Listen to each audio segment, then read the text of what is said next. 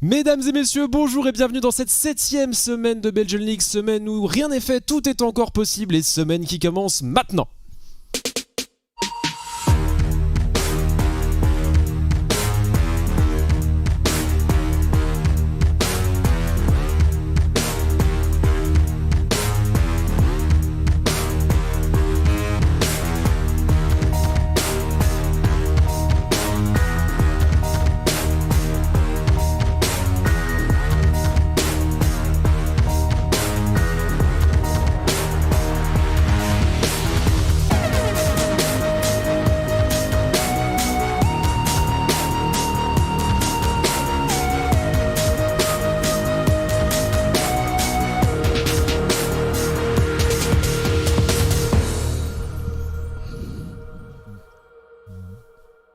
Nous sommes de retour donc pour cette 7e semaine de Belgian League et ce status update sponsorisé par Audi. Je suis Visso accompagné de mon très cher Poloax. Comment vas-tu ? Mais ça va très très bien, merci. Je suis très heureux de te retrouver ce soir, comme tu le disais, pour cette 7e semaine qui va être cruciale pour beaucoup d'équipes. On va revenir avec détails sur toutes les sur tous les standings, sur toutes les issues possibles qui pourraient arriver en playoff. On a donc Sector 1 en 7-1 d'office qualifié, mais derrière on a les KVM en 5-3 et ensuite c'est encore plus serré avec Aetra et Team 7AM en 3-4, RSCA eSport en 3-5 et les Brussels Guardians qui ferment la marche en 2-6. Mais on le disait, avec le nombre de scénarios possibles, quasiment tout le monde peut encore espérer prendre une place en playoff. Oui, effectivement. Alors pour Sector 1, c'est la première place qui se dessine devant eux pour ces fameux playoffs. Pour KV Mechelen, c'est à savoir est-ce qu'on arrivera dès cette semaine à sécuriser la deuxième place, et puis ensuite pour le reste tout est encore faisable. Ce soir nous aurons donc 4 games qui vont se jouer devant vos yeux ébahis. 2 de ces équipes joueront par 2 fois. La première c'est 7AM qui s'opposera en premier face aux Malinois à 19h. Ensuite on enchaînera avec Aetra contre les gardiens de Bruxelles, les Brussels Guardians. Troisième game de nouveau 7AM, cette fois-ci face à Sector 1, et on terminera la soirée avec Aetra face à Anderlecht, un match très important qui est d'ailleurs notre featured match-up de la semaine. Mais les 7AM également, enfin comme les Aetra dans cette situation un petit peu compliquée il faut performer pour s'assurer la place au play-off, mais les 7AM, contrairement au Team Aetra, ont un chemin largement plus sinueux devant eux. Oui, alors c'est vrai que c'est une équipe qui a quand même beaucoup progressé depuis le début de cette Belgian League. Alors on va jeter un coup d'œil au match 1 où justement ils s'opposeront au KV Mechelen. Alors c'est une affiche qui sur le papier est assez délicate pour les 7AM, mais on était justement en train de le dire, 7AM c'est une équipe qui progresse énormément. Ils faisaient vraiment figure de lanterne rouge quand ils sont arrivés dans ce Summer Split. On avait du mal à savoir contre qui ils arriveraient à s'imposer, et puis finalement en jouant un jeu assez propre, en prenant de meilleures décisions, en simplement s'acclimatant à cette ligue, ils ont commencé à vraiment devenir de plus en plus solides, jusqu'à prendre plusieurs victoires, 3 en l'occurrence, et des victoires pas volées, vraiment convaincantes, où généralement les games qu'ils ont gagnés c'était vraiment parce que eux ont pris des bonnes décisions plus que parce que leurs adversaires avaient spécialement non, c'était vraiment bien joué de leur part. Et puis alors pour les KV Mechelen qui s'affichent sous vos yeux, on joue toujours avec Daimlot, on le rappelle, Vanov qui ne sera pas là pour les playoffs. Du coup on a directement mis Daimlot au poste de support, et les KVM quand même jusque là c'est une équipe très très très convaincante. Oui, tu parlais de la courbe ascendante un peu des 7AM. C'est vrai que depuis le début du split on les voyait vraiment comme la petite brebis égarée dans un troupeau de loups, au final assoiffés de sang. Les KV Mechelen ont connu également depuis le début de la Belgian League, depuis le début du Spring Split, cette même courbe ascendante. L'avantage qu'ils ont par rapport à leurs adversaires du jour, c'est bien évidemment le fait que eux c'est leur deuxième split, ils commencent à avoir de la bouteille dans cette ligue, et donc on arrive avec un petit peu plus d'avantage, en tout cas sur le papier, face à leurs adversaires de ce soir. Les 7AM comme les KV Mechelen ont bien évidemment envie d'accrocher cette victoire. Pour les Malinois, le passage en playoff est déjà fait. Les 7AM eux ont besoin de cette victoire pour absolument pouvoir se confirmer et avancer vers cette phase d'élimination que seront les playoffs.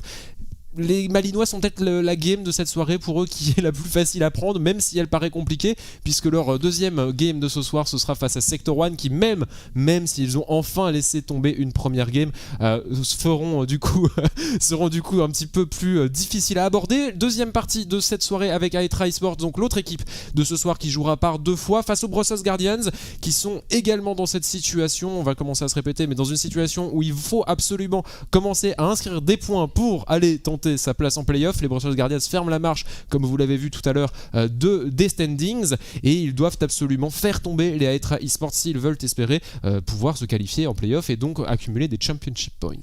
Mais c'est vrai que tu le disais, hein, on se répète, mais comme toutes les équipes sont au coude à coude, hein, pour la plupart, on est à 2 victoires et qu'il y a encore beaucoup de places disponibles en play-off, eh bien, elles sont quasiment toutes dans la même situation. On a aussi souvent dit que ce Summer Split était probablement beaucoup plus stack que le Spring Split, avec des équipes qui se valaient, avec aussi des upsets colossaux chaque semaine quasiment, hein, on le voit d'ailleurs au niveau des prédictions, il y a souvent des vraies prises de parti, hein, notamment de ta part, mais non, c'est vrai qu'on a quand même sur une ligue très très resserrée au Summer Split.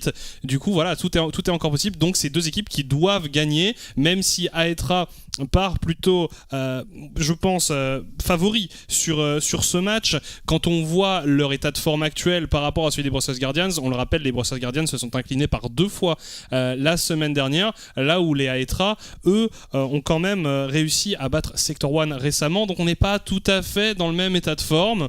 Mais on n'est jamais à l'abri, hein. Les Brussels Guardians, c'est aussi une équipe qui est très difficile à affronter parce que des drafts curieuses, originales, on n'hésite pas à prendre des picks complètement off-meta, on n'hésite pas à partir sur des stratégies très variées en fonction des semaines. Là où les Aetra, on connaît peut-être un peu mieux les joueurs, on connaît un peu mieux leur stratégie, on connaît par exemple Sliver, on sait quel type d'ADC il aime jouer, on sait que c'est quelqu'un qui aime jouer la lane, qui aime les lanes très longues, c'est vraiment un ADC à l'ancienne, donc c'est peut-être plus facile de jouer autour de ces critères-là, là où quand on affronte Brussels Guardians, c'est toujours un peu l'inconnu, avec des drafts parfois très réussis, parfois un peu moins, mais en tout cas toujours surprenantes. Oui, effectivement. Alors là, comme tu le disais, sur le papier, Aetra est devant, mais pour le 3e match, c'est plus ou moins la même histoire, avec une équipe qui est largement préférée par la totalité des pronostiqueurs, puisque le 3e match de cette soirée se verra opposer 7am au Sector One, un match sur le papier donné largement en faveur de l'équipe au renard, équipe inchangée, qui aura une phase de draft un petit peu différente suite à quelques déboires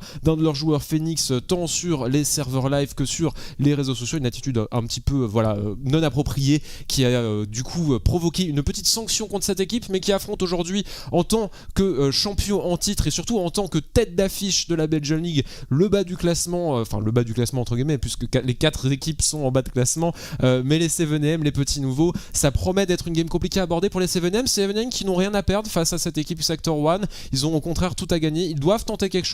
Alors on discutait avec nos confrères néerlandophones, on parlait de potentiellement l'éventualité d'un cheese, l'éventualité d'une composition particulière, comme tu le disais, 7am, courbe ascendante, pourquoi pas essayer d'innover un petit peu face à des Sector One. Après, le champion pool des Sector One est si large que c'est difficile de préparer une game comme celle-ci.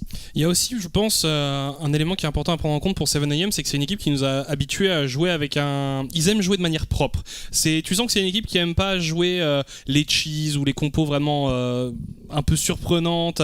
Alors, je dis pas qu'ils le feront pas, mais jusqu'à présent, c'est pas ce à quoi ils nous ont habitués. Ils aiment progresser en jouant un League of Legends assez classique, un peu en fait finalement à la manière des KV Mechelen, en moins abouti pour l'instant, mais un peu dans le même esprit, avec des drafts assez clean, assez clairs. On essaye de jouer des rotations propres, on essaye de jouer les objectifs, on essaye vraiment de tenter ça, là où parfois il y a d'autres équipes qui essayent justement de jouer un peu la surprise avec des pick off méta ou alors même des stratégies globalement un peu curieuses, mais en tout cas surprenantes. Mais là vraiment du côté de 7am, je pense quand même que s'ils veulent faire quelque chose contre Sector One, il va falloir justement sortir de sa zone de confort, aller drafter quelque chose d'un peu original, avoir un plan de jeu un peu original, et parce que je pense objectivement que Sector One, sur tous les compartiments de jeu, sont meilleurs. Donc c'est difficile de les affronter à armes égales, et donc voilà, peut-être chercher un petit quelque chose un peu surprenant. Ouais, on parlait de la Zoé, notamment de Hank, qui va être un élément central, qui devrait être retiré en première phase par les Sector 1, ou alors pourquoi pas jouer sur l'effet de surprise, soit la laisser, soit la récupérer du côté des Sector 1, mais cette Zoé sera de toute façon présente lors de la phase de pick and ban. Je pense qu'on va pouvoir jeter un petit coup d'œil au dernier match de la soirée, le dernier match de la soirée du coup qui fera suite bien évidemment à ce match Sector 1 versus 7M. Ce sera notre featured match-up avec les joueurs d'Aetra Esports qui reviendront pour vos beaux yeux sur la faille de l'invocateur face aux joueurs en mauve, les joueurs d'Anderlecht représentés ici par Yoni. On va avoir du coup un sub effectivement. Alors Seitam n'a pas pu être présent pour des raisons personnelles, notamment de vacances, et sera donc remplacé par Shinbu, nouveau venu, première apparition pour ce joueur dans la Belgian League. On en attend bien évidemment beaucoup de lui, puisque si vous étiez déjà présent lors du Sprint Splix, vous savez que le mid laner des Aetra Esports, à savoir Mikkel, ex Maiko Koro, avait fait sa première game de Belgian League dans l'équipe des joueurs d'Anderlecht. Donc on en attend beaucoup de ce petit nouveau qui vont nous montrer avec un champion pool bien particulier pour un ADC d'ailleurs. Clairement, et puis Findus aussi, qui avait été un peu un ajout de dernière minute, on le rappelle, ils n'avaient pas ce jungler à la base, les joueurs Anderlecht, et ils avaient amené l'ami Findus qui avait fait un spring split assez remarquable, même si son summer split est un peu plus délicat. En tout cas, son spring split était très solide, donc Anderlecht, dénicheur de talent, peut-être. Est-ce qu'avec Shinbu, on va avoir le prochain ADC de Sector 1 ou voilà. C'est ça. On va le découvrir. Shinbu, le split prochain, c'est ça la question. Donc non, mais on va voir. C'est vrai que pour Anderlecht, le split est très très compliqué. Ils se sont imposés la semaine dernière face aux Brussels Guardians avec une draft très très très particulière. On a joué des comfort picks. On a vu un Seitam d'ailleurs impérial sur son Swain, qui a d'ailleurs été élu MVP de la semaine 6. Et oui, il jouait Swain ADC. Ce qui était évidemment une petite surprise pour les adversaires. Mais donc voilà, toujours difficile de parler d'Anderlecht. C'est une équipe qui est capable de tout. S'ils sont en forme, ils peuvent être une opposition sérieuse à Aetra, ils peuvent aller chercher la game. S'ils sont dans un mood plus chill, s'ils sont dans un mood plus vacances, parce que c'est vrai qu'on est quand même déjà bien avancé dans le mois de juillet, on est bien dans les vacances pour certaines personnes, et bien oui, si on est dans ce mood là, alors ça peut être un petit 20 minutes pour Aetra aussi. Donc voilà, je pense que on va lancer une pièce et on verra où elle tombe pour déterminer le résultat de la game. On est en juillet, c'est pour ça qu'il fait si chaud dans les studios, parce que moi je me réveille que pour les soirées de Belgian League, j'hiberne entre les games. Non mais effectivement, voilà, alors les joueurs d'Anderlecht, comme tu le disais, un petit peu une situation compliquée, mais ils en ont l'habitude au final, puisque depuis qu'on les connaît, c'est un peu une courbe en U au fur et à mesure des différentes ligues dans lesquelles on les a vu évoluer. Ça commence très fort, ça s'endort un petit peu sur le milieu du split et puis ça remonte. On va jeter justement un coup d'œil à ce que pensent nos confrères néerlandophones, nous-mêmes et même vous sur Twitter, des games de ce soir avec un consensus relativement général quant à la première game. Seul Twitter émet la possibilité d'une victoire 7M face aux Malinois lors de l'ouverture de cette 7ème semaine. On enchaînera bien sûr avec une game largement donnée gagnante pour les Aetra Esports. Et oui, désolé les Brussels Guardians, même moi n'ai pas osé mettre le logo doré dans mes prédictions. Ensuite, ce sera Sector 1 versus 7M. Oui, parce que 7M jouera dans cette game qui est finalement vachement renardesque, on va le dire. Et enfin, pour clôturer la soirée, je fais de nouveau mon original. En tant que représentant du bas de classement des prédictions, je me maintiens avec mes petites particularités. Donc c'est Aetra qui est donné largement gagnant. Et puis je suis le dernier Spartiate face à l'envahisseur en train de dire non, les joueurs d'Anderlecht peuvent le faire. On va également jeter un petit coup d'œil au fonctionnement des playoffs, parce que j'avais fait une petite erreur d'ailleurs la semaine dernière. Je tiens à m'en excuser par rapport au fonctionnement des playoffs. Donc on va revenir là-dessus juste après. En tout cas, les points de championnat sont les suivants. Ils ont déjà été attribués en spring. Vous voyez que pour le summer, le vainqueur des playoffs sera automatiquement qualifié. Et puis les points sont évidemment supérieurs à ceux du spring. On le rappelle que ces points comptent pour les country finals. Donc une fin de compétition qui aura lieu un peu plus tard dans l'année. On y reviendra. Et donc le classement actuel, Sector 1 est en tête. Anderlecht, les Talons à 50 points. Et puis ensuite les KV Mechelen, les Brussels Guardians, les Aetra et les Team 7AM n'ont pas de points. Et les points qui avaient été attribués au Time Out eSport ont disparu, puisque l'équipe a malheureusement nous a quittés, mais pour laisser la place à une autre très belle équipe qui est la Team 7AM.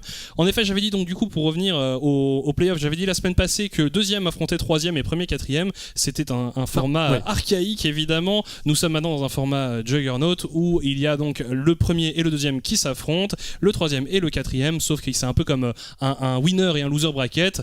Le match entre le troisième et quatrième, celui qui perd, eh bien, il est out, mais le match entre le premier et le deuxième, celui qui le perd, eh bien, va affronter en fait le vainqueur de 3 contre 4.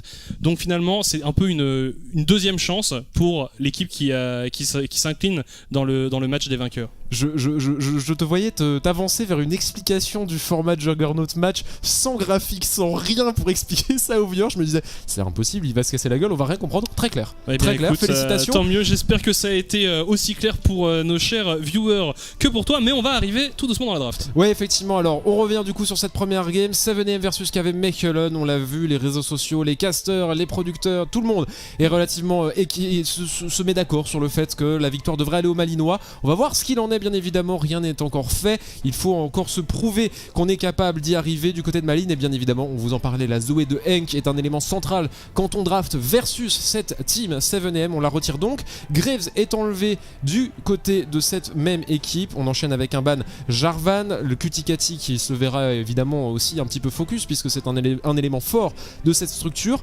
La Karma, le flex pick qui sera donc enlevé par les 7am. On enchaîne bien évidemment avec le Panthéon, un choix particulier. Pourquoi pas, à voir ce qu'on avait envie d'en faire du côté 7am. Et enfin, dernier ban, le ban de H, l'ADC statique, un des ADC statiques du moment. On connaît Aphelios, on connaît bien évidemment le Varus et la H en fait partie. Et en parlant de Varus, c'est le premier pick des Malinois. Ce serait bien, voilà, que ce soit lock pour les KVM. On en a vu beaucoup passer au travers de ban, de pick, de machin, et de voir des Varus récupérés parfois en troisième rotation. Enfin, t'es là, ok, d'accord. Mais non, là, du côté KVM, on parlait d'une équipe qui aimait jouer méta, qui aimait jouer proprement. Eh bien, on a immédiatement lock le Varus, et on a très intelligemment répondu du côté des Team 7am. Alors, le Thresh first pick, plutôt original, mais pas inintéressant, mais surtout le Wukong qui est quand même un des picks à l'heure actuelle qui est très apprécié. On va répondre du côté des KV Mechelen. Alors on va avoir potentiellement, alors il y a pas mal de choses à récupérer, on pourrait avoir un Volibear qui est un pick très apprécié. On va voir à quel poste on a envie de mettre quoi. Mais en fait, je me dis, parce qu'on a le Wukong effectivement qui a été pick en première rotation par les Team 7am, alors que la production nous envoie des petits youpi dans les oreilles. On a la possibilité de récupérer, parce que Roba étant joueur de top lane, bien évidemment, de talent chez les Malinois, pourquoi pas récupérer Mordekaiser qui est un petit peu le counter à Wukong. Ce serait intéressant, parce que c'est un champion qu'il a énormément joué pendant tout un moment. Maintenant que c'est un petit peu sorti de la méta, on le voit moins, mais pour des bonnes raisons. Mais là, ce serait pourquoi pas le moment de la sortir. Il y a aussi le Malphite qui marche très bien pour neutraliser le Wukong. Alors finalement, là, c'est le Volibear, mais il ira peut-être en jungle, et on espère peut-être que du côté de 7am on va... Xayah, tiens. Ah, ce serait une des premières fois qu'on la verrait en Summer Split. On avait récupéré le Nautilus et le Volibear, comme tu disais, pour le Lax du côté malinois. On termine la première phase de pick avec cette Xayah qui nous étonne, mais qui nous étonne et qui nous détonne un petit peu. Ça peut faire très mal, une Xayah bien jouée, et Yoni en est tout à fait capable. On repart du coup sur la deuxième phase de bannissement. Honneur au Team 7am qui ont enlevé le Darius de Roba, un choix ma foi tout à fait logique quand on connaît les capacités du joueur sur le champion. Vous connaissez à connaître la chanson. Autour de KV Mechelen de choisir quel champion sera retiré, ce sera un Azir, pourquoi pas. Ça laisse d'autres possibilités à Henk, mais Henk qui n'a pas sa Zoé, c'est vrai que c'est toujours un petit peu le point d'interrogation sur ce qu'ils peuvent jouer sur la mid lane. Je pense vraiment que le ban Malphite se mettrait bien pour la team 7am. Je pense aussi. C'est le Atrox. Je suis un peu... Bon, alors peut-être que finalement, c'est pas le Wukong va peut-être aller ailleurs qu'au top, mais bon, c'est peut-être un peu dommage. La Orianna qui est enlevée du coup par les KVM. Mais du coup, parce que en plus, le Volibear pour les KV Mechelen, c'était un pick qui avait été joué en jungle, on le rappelle, c'était Float qui avait joué ce pick, ça n'était pas Roba. Donc il y a tout à fait possibilité qu'on mette Roba, en plus qui est souvent un peu le joueur sacrifié sur des joueurs de tank. Il en parlait d'ailleurs sur Twitter en se plaignant du nombre de fois où il avait dû jouer Ornn. Cassiopeia qui est récupéré ici par les joueurs de la team 7am. Ok, on annonce clairement la couleur. Le Victor. Oh, ça c'est intéressant. Soumis du coup qui jouerait Victor. Et là alors on a le last pick. Je pense que c'est la top lane. Et je pense qu'un Malphite se mettrait vraiment très bien. Ou Mordekaiser. Mordekaiser, mais je suis pas sûr que... Moi j'aimerais bien le voir. On l'a pas assez vu. On n'a pas assez vu de Mordekaiser dans ce Summer Split. On nous avait régalé lors du Spring Split. Roba est un très bon joueur de Mordé. Faites-nous plaisir les Malinois. Globalement... Ah non, c'est un le Volibear top. Bon, d'accord. Ok.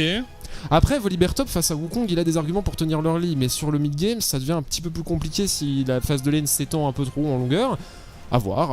Après, Ok. Roba est capable de jouer sa lane, de jouer safe et d'être utile quoi qu'il arrive sur le late. Autour de Marc d'effectuer le dernier pick pour son équipe. Il reste la jungle / top lane, et en fonction de ce qu'on aura envie de mettre en face de ce Volibear. Et donc c'est un Wukong jungle et une Cassiopeia top.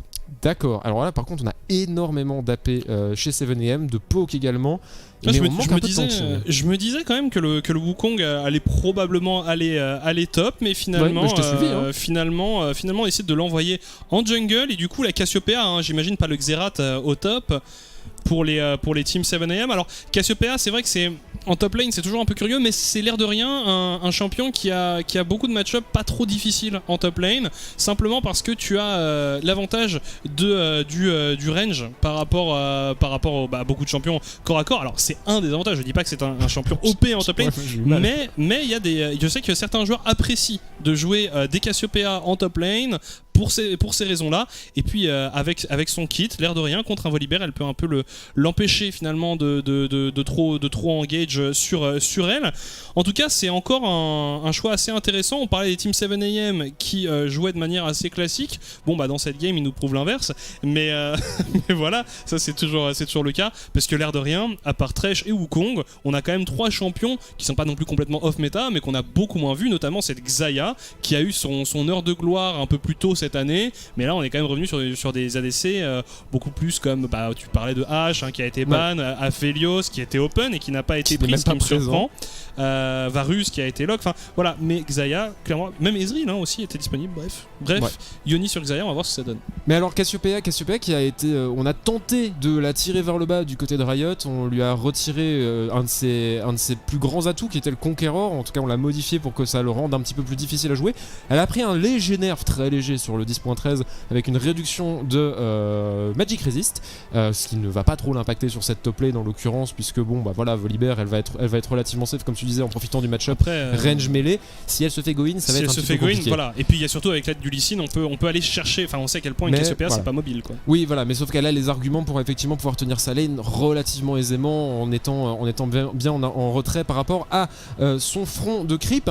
Les deux équipes qui ont donc terminé leur draft, on a eu le temps d'en discuter un petit peu. Pololax, quand tu vois un peu les champions étalés devant toi, quel est ton premier ressenti pour ma part, en tout cas, je pense que du côté de Maline, on a plus de CC, on a plus de tanking, on a largement les dégâts suffisants que pour mener à bien un teamfight. Donc je pense que du côté de Maline, on est un petit peu plus safe. Bah voilà, je suis d'accord. Voilà, super.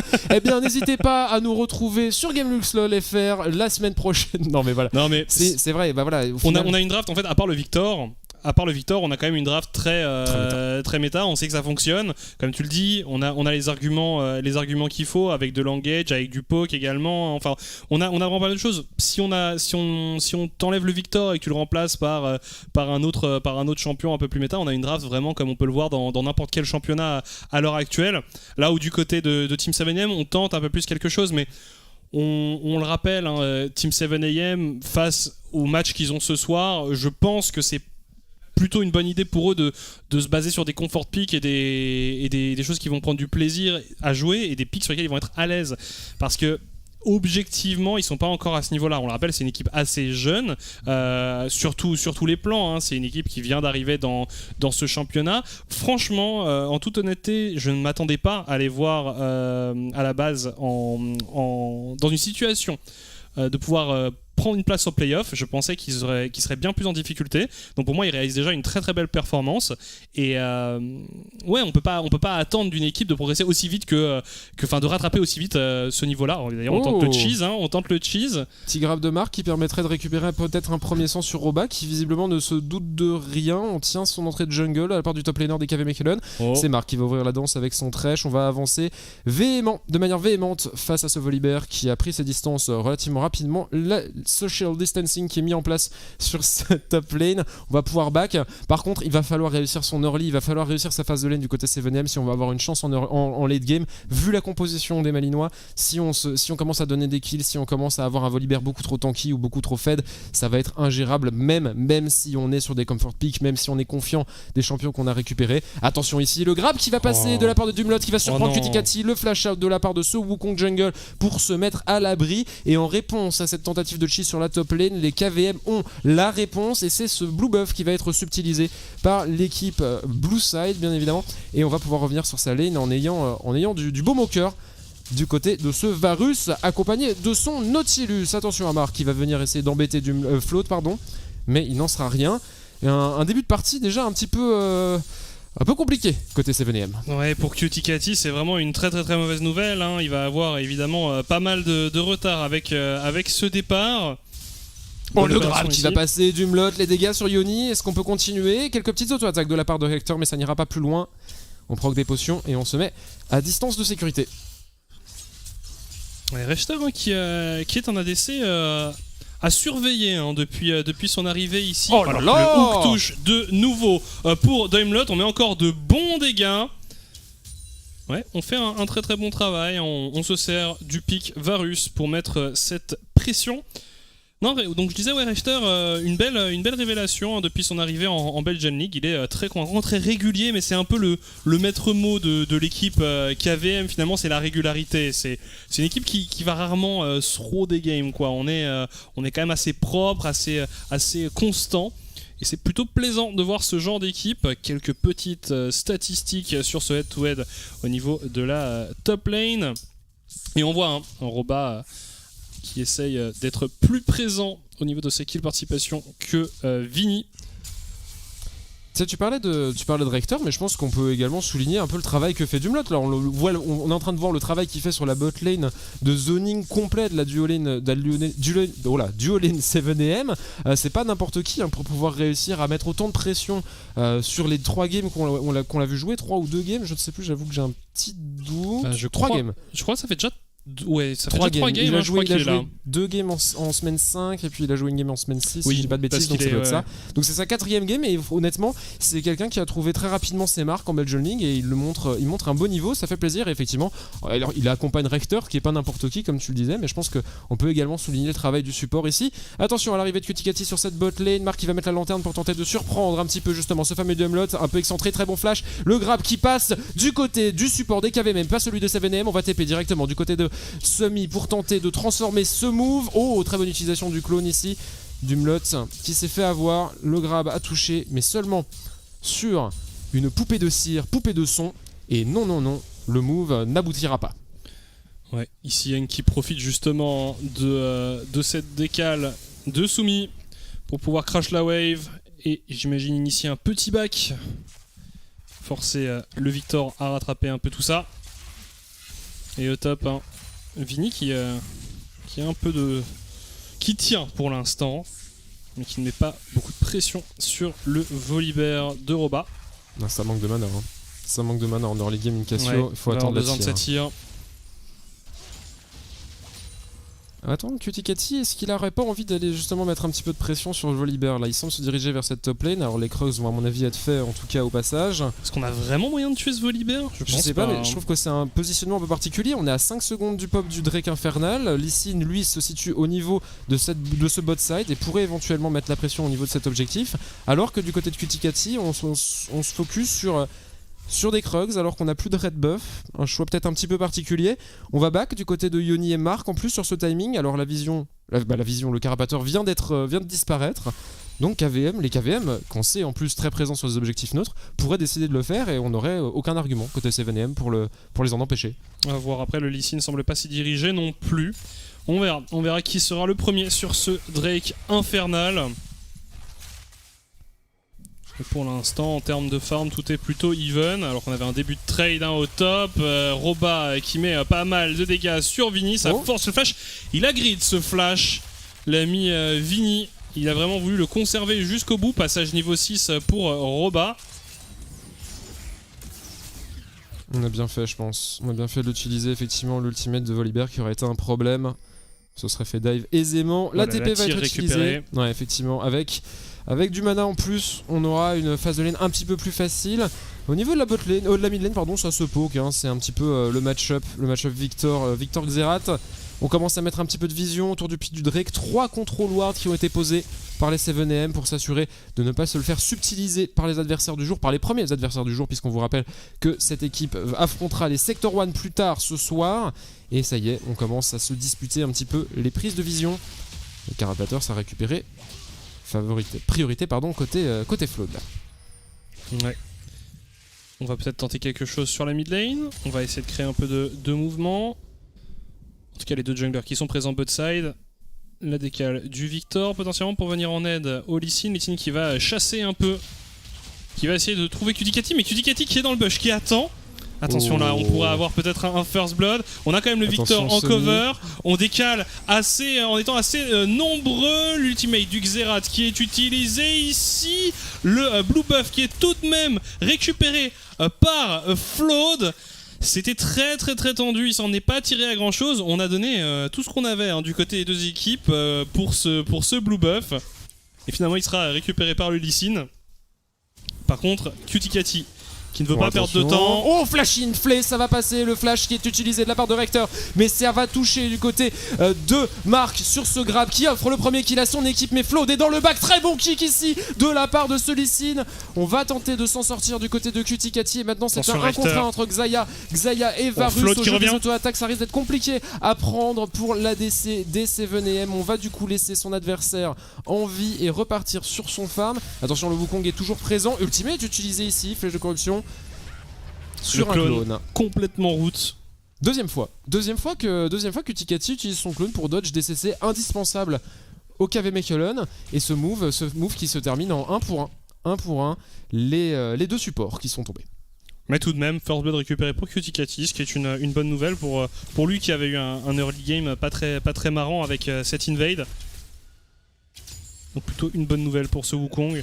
Et on le voit d'ailleurs en termes de stuff, ils sont quasiment à égalité, les deux junglers, même si un petit déficit en farm.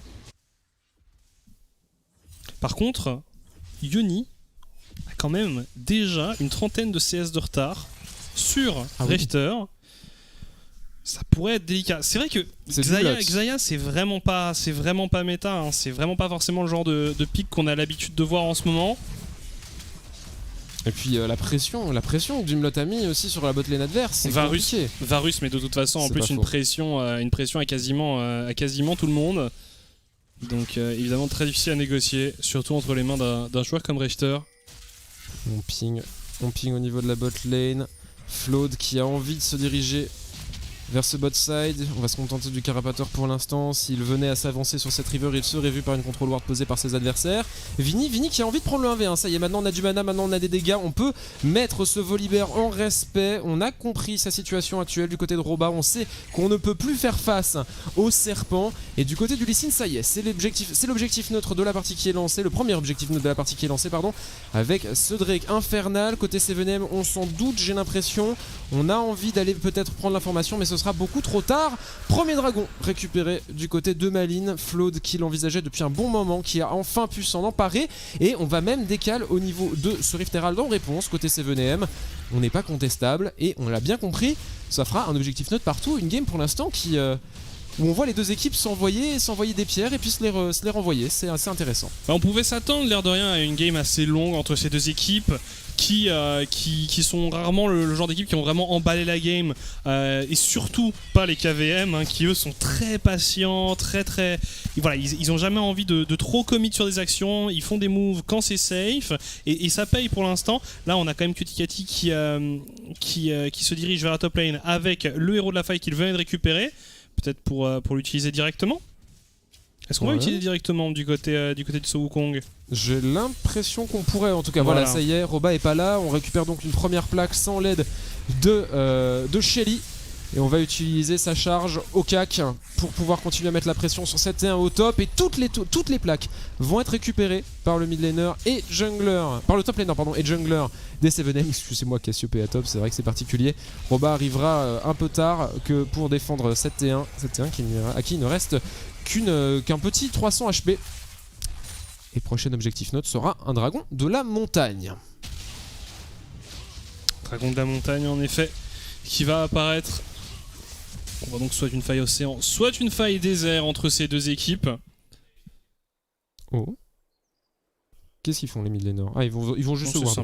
Simplement de la prise de vision. D'ailleurs, en parlant de prise de vision, on voit des KVM assez rigoureux, notamment bot side. Botside truffé de Pink Ward et Doimlot justement assidu qui enlève un maximum de vision à ses adversaires. Alors certes, n'est pas encore sur un timing Drake. Il va quand même toujours se sentir un peu plus en sécurité, surtout sur ce Varus qui est laissé un peu seul par Doimlot justement. Doimlot qui a envie de roam. Marc qui va y aller, mais c'est volontaire. J'ai l'impression du côté de Doimlot de se laisser grab. Bah oui, clairement. Marc, j'ai cru qu'il allait appuyer, hein, Marc. Oui, j'ai l'impression qu'on avait soif, ou en tout cas faim, de ce kill. Et puis on s'est rendu compte de la supercherie. Semi s'est montré peut-être un peu tôt.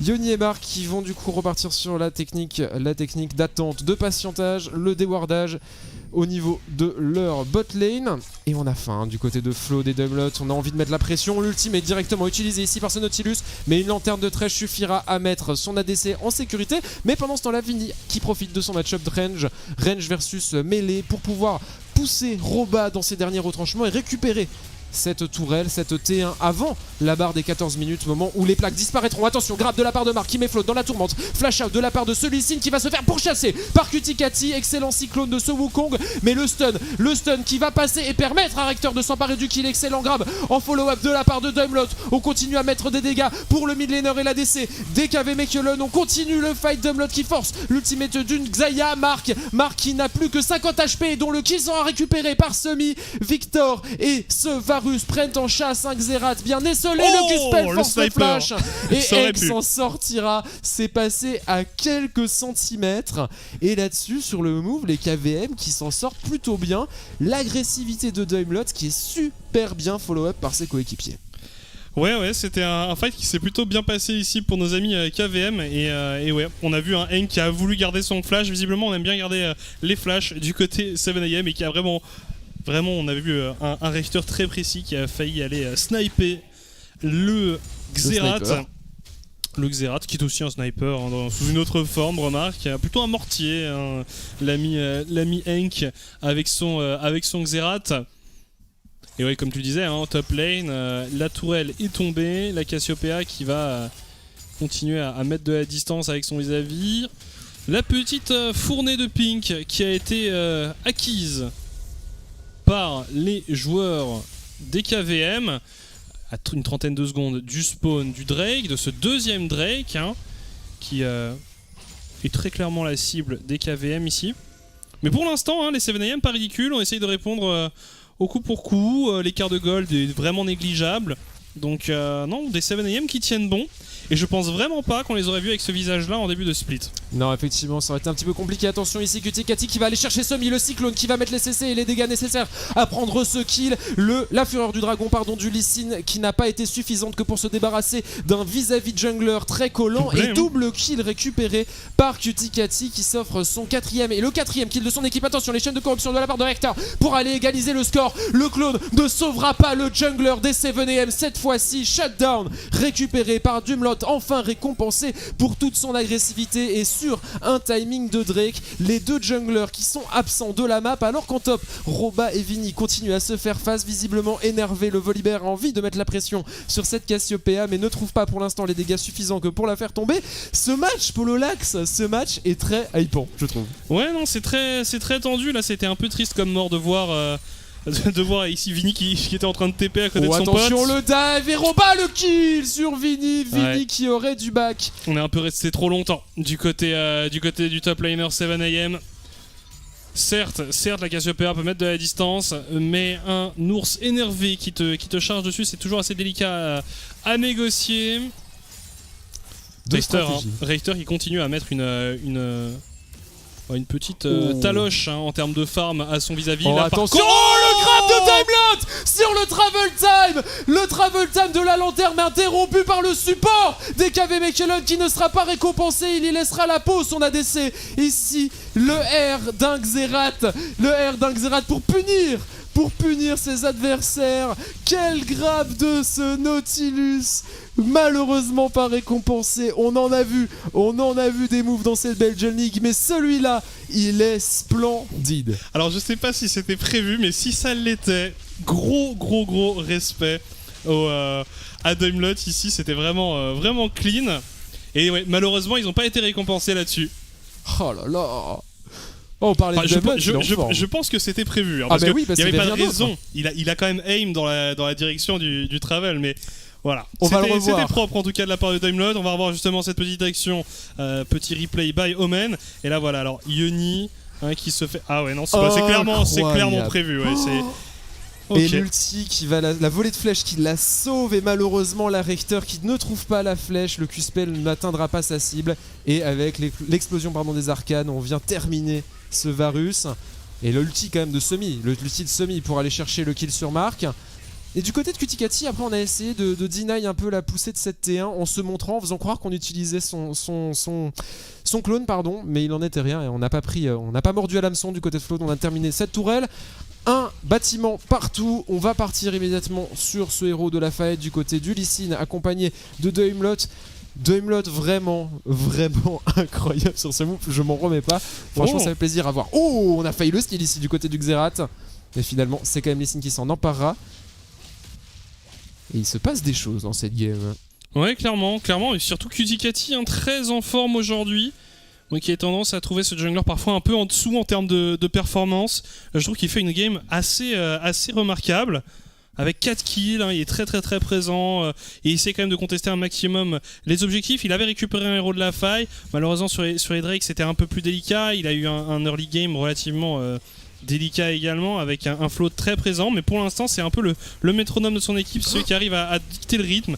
Et voilà, là on force un flash de nouvelle fois pour Daimlot. On lâche le héros de la faille qui va pouvoir aller charger directement sur la T2. On est tous au mid du côté des joueurs KVM. Oh attention la comète, ça a failli passer pour Richter qui menace chaque membre un peu squishy de l'équipe en face avec ses magnifiques. Alors qu'on n'avait pas vu un kill pris sur Vini ici. Le regard de la Méduse qui n'a touché que le support, et Richter s'était emparé du kill sur cette top lane bien évidemment. On a des KV Mechelen très en forme. Alors petite vérification technique à ce niveau-là. Les différents stades de la mort de Cassiopeia. Exactement. J'ai toujours trouvé que c'est une des animations de mort les plus réussies. Cassiopeia qui se pétrifie et se casse en morceaux. Je trouvais toujours trouvé ça très sympa. Voilà, très thématique en tout cas. Effectivement. N'est-ce pas? Bien sûr. Alors qu'on repart dans la game du coup avec ces deux équipes qui montrent les crocs, mine de rien, ça baisse pas les yeux du côté 7M, c'est plutôt plaisant. On voyait le consensus dans les prédictions où plus ou moins tout le monde s'était mis d'accord pour dire que les Malinois allaient avoir relativement un chemin tout tracé devant eux pour récupérer la victoire. Et ben non, comme tu le disais, Kutikati qu'on critique de temps en temps, mais Kutikati qui est présent et qui montre avec son Wukong ce dont il est capable. Mais surtout que pour moi, c'est peut-être une des faiblesses, un des points par lequel tu peux prendre les KVM, c'est un peu ce jeu assez lent, ce jeu où voilà, on essaye toujours de faire des moves propres, de bien planifier les choses. Du coup parfois voilà, ça manque un peu de spontanéité. Alors que Daimlot se fait engager, mais on répond du côté de Float. On va chercher le kill sur Mark. Daimlot assez low. On a l'arrivée de Kutikati qui va utiliser son premier ultimate. C'est N qui prend le kill sur Daimlot. On va en rester là du coup, mais ça aurait pu aller un peu plus loin. On a vu un Float qui s'en est pas forcément tiré à grand chose. Et alors toi pour le Lex qui parlait du fait qu'on essaie de préparer les fights et les prendre de manière très calculée, j'ai l'impression qu'ici on s'est vu et tel deux chiens enragés, on s'est sauté dessus du côté des deux équipes. 1 pour 1 du coup sur ce move, on peut mettre un petit peu de pression au mid du côté KVM vu que les HP sont en leur faveur. Malheureusement on n'a pas la wave de creep pour pouvoir renfoncer et terminer cette T2, mais les 7M qui répondent de nouveau coup par coup à l'agressivité de leurs adversaires du jour. Et en red side pour l'instant ils sont pas loin de faire tomber les Malinois. Ouais non, en tout cas pour l'instant ils tiennent très bien. Il va juste quand même falloir commencer à être un peu plus assidu sur les Drake, parce que là ça en fait déjà de récupérer pour les KVM. Mais sinon en effet on répond bien. On répond bien. Fight. Attention. Qui dodge ça. Ça va être le lieu d'un fight, je pense. Drake ça de l'océan ça qui TP est pour initié Volibear. par les 7M. Effectivement, Roba qui va arriver dans le back, le grab de la part de Daimlot pour lancer l'engage. C'est sur Vini qu'on va trouver les premiers CC alors que le fight est en train de se passer en deux temps de mouvement. Les 7M se font engage de deux côtés. Les flancs sont compliqués à gérer et du côté Red Side, on perd complètement les pédales. On laisse les KVM faire un trou dans leur composition et récupérer kill sur kill. C'est un ace en faveur des Malinois qui montrent à leurs adversaires du jour comment prendre en main un fight de deux façons différentes en même temps. On va s'emparer pour pour le coup de ce troisième dragon, un dragon de l'océan qui va se rajouter à l'arsenal de cette équipe Blue Side, et on montre pourquoi est-ce qu'on est top 2 de cette Belgian League.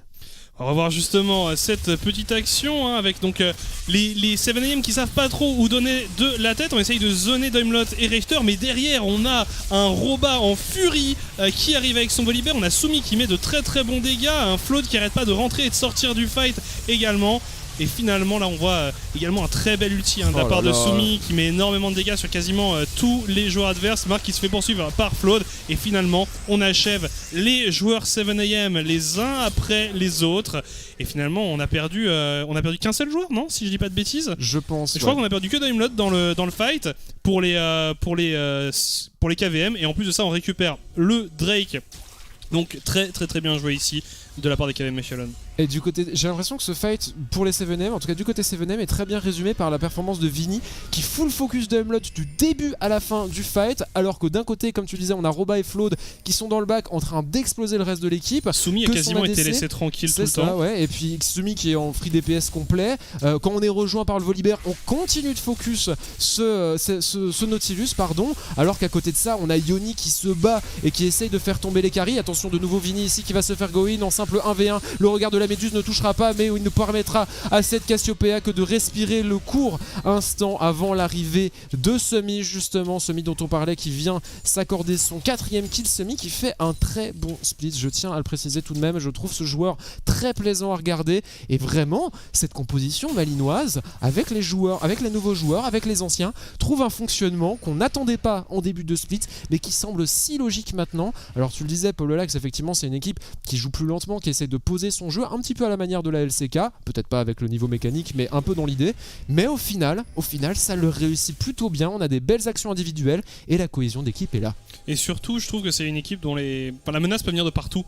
C'est pas une équipe qui va être portée par un joueur en particulier. Je trouve qu'on a quand même une cohérence en termes de niveau qui est assez remarquable. Là par contre Marc qui tente un hook, on sait pas trop pourquoi, mais si, c'était pour le tir de Henk avec son Xerath, le Q-spell qui est passé du coup grâce au grab. Et qui a fait des dégâts, on va dire, négligeables sur notre ami Volibear, qui l'air de rien est en 3-0-4, qui a quand même déjà 2 items et qui est excessivement tanky.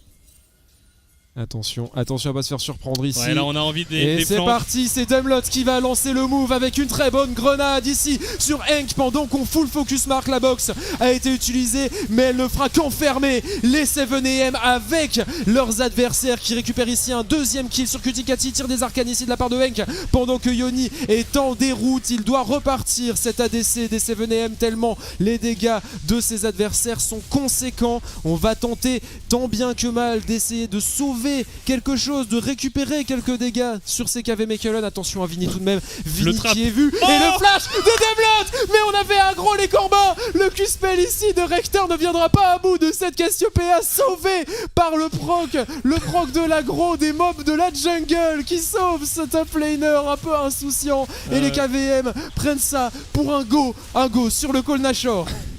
De mémoire de petit Corbin, on a rarement pris autant d'agressivité de la part d'un Nautilus. MVP le petit Corbin. Oh attention Marc ici qui se fait complètement zoner par Sumi qui empêche les membres encore en vie des 7AM de venir cancel ce call relativement aisé à faire du côté de Malines. Le petit Q-spell de Henk ne viendra pas à bout de cet objectif neutre. Et c'est une belle option sur la game qui est prise par les Malinois. Roba il avait très envie d'y aller, il a utilisé son ultimate, mais finalement on lui a call le back. On est dans une très bonne situation avec quand même un bel écart en gold en la faveur des KVM. Le Baron Nashor qui est up. On a perdu qu'une seule tourelle sur le top side. Donc pour l'instant tout va bien dans le monde des KV Mechelen. Le prochain Drake arrive d'ici une quarantaine de secondes. C'est l'âme potentiellement pour les KV Mechelen. Mais en plus on est sur un timing où on a le Baron Nashor. Donc là on va vraiment pouvoir avoir une liberté totale de ce qu'on a envie de faire, des décisions qu'on a envie de prendre du côté des KVM. Est-ce qu'on a envie de laisser ce Drake et d'aller enfoncer la mid lane? Est-ce qu'on a envie, en tout cas on est en train de prendre la prio mid lane, est-ce qu'on a envie d'aller prendre cette âme? En tout cas un a un Flood un peu au milieu de la mêlée. L'onde sonore, elle pourrait être le déclencheur d'un fight. Elle a failli toucher sur Hank, celle-ci. Malheureusement, on devra se contenter d'un grab de Marc peut-être pour initier le fight. Ça se regarde dans le blanc des yeux, ça a envie de se battre côté KV Mechelen. Soumi qui est part envoyé au mid effectivement avec les creeps pour aller mettre la pression sur cette T3. Cuticati qui utilise son cyclone en termes d'engage. Malheureusement les CC ne seront pas suffisants. Dumlot est présent également. Roba qui viendra aider Vini qui contrer Vini. Le fight qui continue. Victor qui fait extrêmement mal et cette fois-ci le regard de la Méduse touchera ses adversaires, mais ce ne sera qu'un petit CC temporaire. Semi qui continue à prendre en chasse les membres encore en vie des 7AM. Marc avec le grab ne fera que se rapprocher de sa destinée, celle de laisser ses adversaires prendre sa base. Semi continue à aller pousser. Il veut les 25 stacks de Medjay. Il veut les 25 stacks de Medjay ici. On est énervé, on est très énervé et ça se passe très très bien pour les joueurs de Malines. On n'a plus que Yodi face à eux et on a 2 T4 qui sont plus ou moins gratuites pour cette équipe Blue Side. Les 7M n'ont pas démérité en early game malheureusement pour eux. La machine malinoise fut trop dure à arrêter. Cuticati ici, barreau d'honneur inefficace et le Nexus tombera en faveur des Malinois qui s'inscrivent du coup dans la durée puisqu'ils sécurisent avec cette victoire leur 2e place sur le classement. Ils arriveront donc en top 2 dans les playoffs de la Belgian League. Les 7M malheureusement auront absolument à gagner face à leur prochain adversaire de ce soir qui seront les Sector One. Ce sera en 3e game de cette soirée. Ils n'ont pas à rougir, malheureusement pour eux c'était un peu trop rapide pour eux. Non, clairement, ils ont pas été ridicules, ils ont opposé une belle résistance. On a vu notamment un Cuticati plutôt percutant dans tout cet early game. Le problème, c'est qu'une fois qu'on a commencé à jouer un peu plus sur la macro, sur la macro mid-game, tout ça, on a vu quand même des KVM un peu plus décisifs au niveau de leur décision. Pareil dans les teamfights, hein, on voyait parfois des 7AM un peu hésitants, se faisant un peu encercler et ne sachant pas trop où donner de la tête. Là où du côté des KVM, ça semble quand même très très très très propre. Encore une fois, hein, c'est une équipe remarquable. Ils iront du coup normalement, hein, je crois que là, il n'y a plus aucun scénario où ils finissent pas 2e et où Sector One ne finit pas 1er. Donc ils iront logiquement affronter Sector One en BO3 pour donc les playoffs et ça sera un BO très intéressant à suivre quand on voit à quel point les 2 derniers matchs entre les 2 formations ont été excessivement close. On va se laisser pour une courte pause et surtout une petite vidéo sponsorisée par Audi, le AMA de Rector que vous avez vu briller avec son Varus dans cette game versus les 7M. On se retrouve juste après pour la 2e partie de cette soirée, la game entre Hydra versus Brussels Guardians. Ne ratez pas ça.